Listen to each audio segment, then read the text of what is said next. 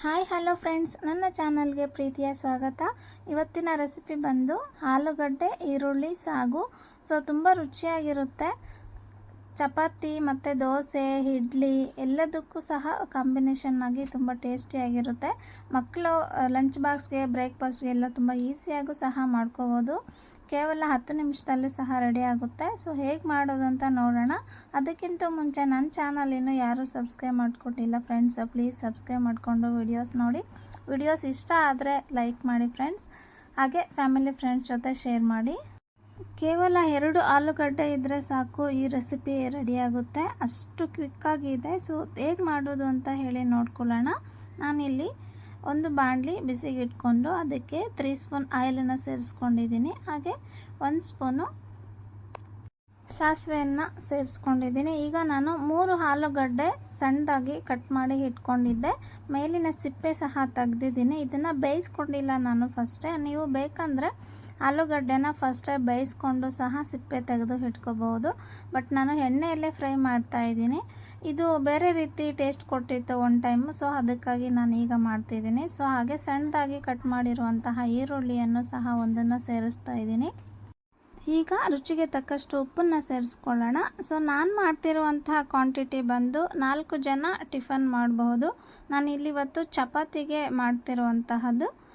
ನೀವು ಚಪಾತಿ, ದೋಸೆ, ಇಡ್ಲಿ, ಪರೋಟ ಯಾವುದಕ್ಕೆ ಬೇಕಾದರೂ ತಿನ್ಕೋಬೋದು, ಅಷ್ಟು ಚೆನ್ನಾಗಿರುತ್ತೆ. ಈಗ ಕರಿಬೇವನ್ನು ಸಹ ಸೇರಿಸ್ಕೊಳ್ಳೋಣ. ಸ್ವಲ್ಪ ಎಣ್ಣೆಯಲ್ಲೇ ಫ್ರೈ ಮಾಡ್ಕೊಳ್ಳಿ, ಬೇಗ ಸ್ಮ್ಯಾಶ್ ಆಗುತ್ತೆ ಆಲೂಗಡ್ಡೆ, ಈರುಳ್ಳಿ ಅಷ್ಟೇ. ಸ್ವಲ್ಪ ಎಣ್ಣೆಯಲ್ಲೇ ಫ್ರೈ ಮಾಡ್ಕೊಳ್ಳಿ. ಈಗ ನಾನು ಸಣ್ಣದಾಗಿ ಕಟ್ ಮಾಡ್ಕೊಂಡಿರುವಂತಹ ಟೊಮೆಟೊವನ್ನು ಸಹ ಸೇರಿಸ್ಕೊಳ್ತಾ ಇದ್ದೀನಿ. ನಾನು 1 ಹುಳಿ ಟೊಮೆಟೊ ತೊಗೊಂಡಿದ್ದೀನಿ. ಇದಕ್ಕೆ ಈಗ ನಾವು ಸ್ಪೈಸಸನ್ನು ಸೇರಿಸ್ಕೊಳ್ಳೋಣ. ನಾನಿಲ್ಲಿ 1/2 ಸ್ಪೂನು ಚಿಲ್ಲಿ ಪೌಡರನ್ನ ಸೇರಿಸ್ಕೊಂಡಿದ್ದೀನಿ. ಅರಿಶಿಣ 1/2 ಸ್ಪೂನು ಅರಿಶಿಣ ತೊಗೊಂಡಿದ್ದೀನಿ. ಹಾಗೆ 1/2 ಸ್ಪೂನು ಧನಿಯಾ ಪೌಡರನ್ನು ಸೇರಿಸ್ಕೊಡ್ತಾ ಇದ್ದೀನಿ. ಇಲ್ಲಿ ಗರಂ ಮಸಾಲ ಬೇಕಿದ್ದರೆ ಸೇರಿಸ್ಕೋಬಹುದು. ನಾನಿಲ್ಲಿ ಗರಂ ಮಸಾಲ ಸ್ಕಿಪ್ ಮಾಡಿದ್ದೀನಿ. ಆಪ್ಷನಲ್ಲು ನಿಮಗೆ ಬೇಕಂದರೆ ಸೇರಿಸ್ಕೊಳ್ಳಿ. ಇದನ್ನೆಲ್ಲನೂ ಸೇರಿಸಿ ಸ್ವಲ್ಪ ಹಸಿ ಸ್ಮೆಲ್ ಹೋಗೋ ತನಕ ಫ್ರೈ ಮಾಡ್ಕೊಳ್ಳೋಣ.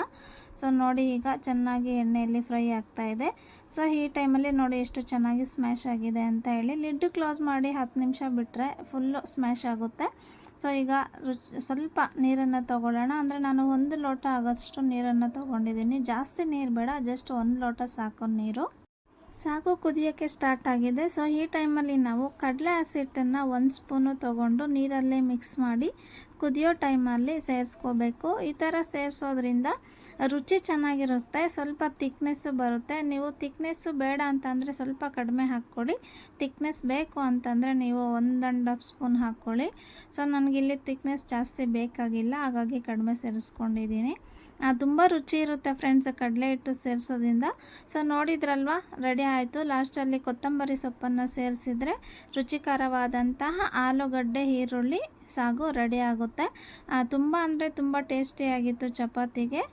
ನಾನೀಗ ಒಂದು ಡಿಫ್ರೆಂಟ್ ಆಗಿರುವಂತಹ ಚಪಾತಿ ಮಾಡೋದು ಹೇಗೆ ಅಂತ ಹೇಳಿ ತೋರಿಸ್ಕೊಡ್ತಾ ಇದ್ದೀನಿ. ನಾನಿಲ್ಲಿ ಚಪಾತಿ ಹಿಟ್ಟನ್ನು ಫಸ್ಟೇ ರೆಡಿ ಮಾಡಿ ಇಟ್ಕೊಂಡಿದ್ದೆ. ನೋಡಿ, ಈಗ ಲಟ್ಸ್ಕೊಳ್ತಾ ಇದ್ದೀನಿ. ಈ ಥರ ಒಂದು ಲೇಯರ್ ಲಟ್ಸ್ಬಿಟ್ಟು ಸ್ವಲ್ಪ ನಾನು ಮಾಡ್ತಿರುವಂತಹ ರೀತಿ ನೋಡಿಕೊಂಡು ಮಾಡಿ. ಈ ರೀತಿ ಮಾಡೋದ್ರಿಂದ ಡಬಲ್ ಲೇಯರು ಚಪಾತಿ ಬರುತ್ತೆ. ಹಾಗೆ ತಿನ್ನಲಿಕ್ಕೂ ಸಹ ಚೆನ್ನಾಗಿರುತ್ತೆ. ನಾನು ಮಾಡ್ತಿರೋದು ಏನಪ್ಪ ಅಂತಂದರೆ ಮೊಟ್ಟೆ ಹಾಕಿ ನಾನು ಇವತ್ತು ಚಪಾತಿನ ಮಾಡ್ತಾಯಿದ್ದೀನಿ. ಖಂಡಿತ ಫ್ರೆಂಡ್ಸು ನಿಮಗೂ ಇಷ್ಟ ಆಗ್ಬೋದು. ಒಂದ್ಸಲ ಟ್ರೈ ಮಾಡಿ. ಮಕ್ಕಳಿಗೆ ಸಂಜೆ ಸ್ನ್ಯಾಕ್ಸ್ಗೆ ಸ್ಕೂಲಿಂದ ಬರೋ ಟೈಮಲ್ಲಿ ಈ ಥರ ಒಂದು ಚಪಾತಿ ಮಾಡಿಕೊಟ್ರೆ ಅವರು ತುಂಬ ಇಷ್ಟಪಟ್ಟು ತಿಂತಾರೆ. ನಾವು ಯಾವಾಗಲೂ ಆಮ್ಲೆಟ್ ಅಷ್ಟೇ ಮಾಡಿಕೊಡ್ತಾ ಇರ್ತೀವಲ್ಲ. ಈ ಸಲ ಈ ಥರ ಒಂದು ಟೈಮು ಟ್ರೈ ಮಾಡಿ ನೀವು, ತುಂಬ ಚೆನ್ನಾಗಿರುತ್ತೆ. ನೋಡಿ, ನಾನೀಗ ಚಪಾತಿನ ಬೇಯಿಸ್ಕೊಳ್ತಾ ಇದ್ದೀನಿ. ಈ ಸೈಡು ಆ ಸೈಡು ಚಪಾತಿನ ಬೇಯಿಸ್ಕೊಂಡಾಯಿತು ನೀಟಾಗಿ. ಈಗ ಇದನ್ನು ಸೈಡ್ಗೆ ತೊಗೊಳ್ಳೋಣ. ಈಗ ಸ್ವಲ್ಪ ಹೆಂಚಿಗೆ ಎಣ್ಣೆನ ಹಚ್ಕೊಳ್ಳೋಣ. ಈ ಟೈಮಲ್ಲಿ ನಾವು ಒಂದು ಎಗ್ಗನ್ನು ಒಡೆದು ಹಾಕ್ತಾಯಿದ್ದೀನಿ.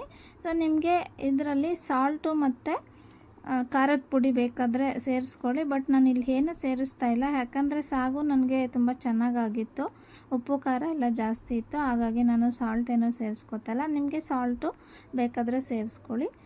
ಸೊ ನೋಡಿದ್ರಲ್ವ, ಈ ಥರ ಚಪಾತಿ ಆಮೇಲೆ ಹಾಕ್ಬಿಟ್ಟು ನೋಡಿ ಎಷ್ಟು ಚೆನ್ನಾಗಿ ಆಗಿದೆ ಅಂತ ಹೇಳಿಬಿಟ್ಟು. ನಿಮಗೆ 2 ಎಗ್ ಬೇಕಂದರೆ 2 ಆದರೂ ಸಹ ತೊಗೋಬೋದು. ಸೊ ರೆಡಿ ಆಯಿತು ಇದು ಸಹ. ನೋಡಿ ಎಷ್ಟು ಚೆನ್ನಾಗಿದೆ ಮೆನು ಅಂತ ಹೇಳಿ. Thank you so much for watching video. Next ವಿಡಿಯೋದಲ್ಲಿ ಮತ್ತೆ ಒಂದು ಹೊಸ ರೆಸಿಪಿಯೊಂದಿಗೆ ಬರ್ತೀನಿ. Thank you. ಬಾಯ್.